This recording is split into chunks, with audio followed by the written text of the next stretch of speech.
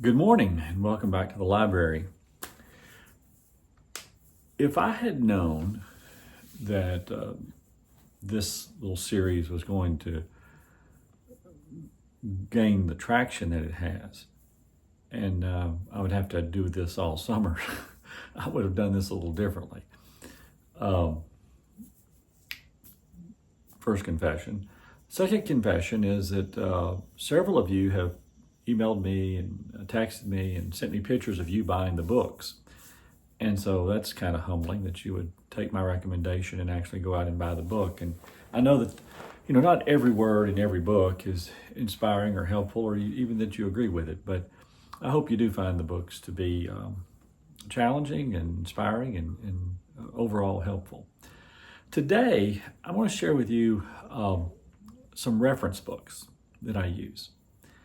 Now, I know that you can Google anything or AI anything and get a lot of answers. And so I wonder if there will be a day in the future when we don't have actual reference books.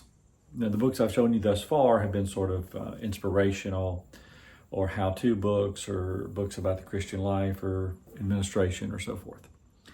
But these are the types of books that I would have always had near me because they provide an overview of a variety of things, and I've appreciated them, okay? The first one I'm going to show you is The Old Testament Story by John Tulloch. It is an introduction to the Old Testament. Now, it is the oldest of the three that I have here. It's 1981. I used this in college. But this is my second copy of it. I still find it to be very, very, just perfect for me. It gives you a brief introduction to all the Old Testament books and the various Old Testament historical moments. Gives you sort of a great timeline. I love charts, and it gives you charts. So I highly recommend, just if you want a reference book about the Old Testament that is a general introduction, The Old Testament Story. All right. Well, my introduction to the New Testament is a little newer. I found this one, I want to say it's 2003, but let me just double check here, make sure I'm right. 2009. It's called The Introduction to the New Testament by Mark Allen Powell.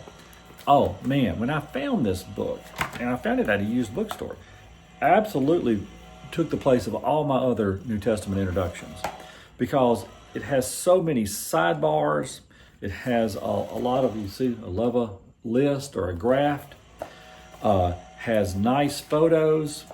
Here it has another chart. I just think, and it's good, it has great overviews of the various New Testament books. The thing you would like from an introduction is you don't want it to give you what you could get from Wikipedia, but you don't want it to be a full-fledged commentary on the whole book, somewhere in between. Somewhere in between 8 paragraphs and 300 pages. And so this one, as it calls itself, a historical, literary, and theological survey, is perfect. It's just a perfect length. The final one that I'll mention is when I was called into ministry, somebody gave me, I want to say, it was called the Unger, Unger Bible Dictionary. And they said, you just need some sort of Bible dictionary, encyclopedia, some sort of general reference book on the Bible. And that served me pretty well for a while. But then I ran into this book. And this book is old. It's 1993. And it's called The Oxford Companion to the Bible. But, oh goodness. I can't really show you, but, well, I guess I could. See, there you can see how it's fallen apart on me. I absolutely use this book. I use this book every other week. It has small little entries. It is just like a dictionary. It has small entries about various characters in the Bible that you would never heard of, like Onan, the Nile River, Nineveh, Nimrod, Matthew. It's just And then it has a small introduction to the books of the Bible, like here's the book of Jude.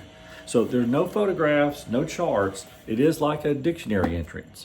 But the Oxford Companion to the Bible just gives you so much clear information. Now, you might say, I could get all of this from Googling. You probably could. Maybe these other two you couldn't get from Googling. But you could probably get a lot of this from Googling. But I just love holding a book in my hand.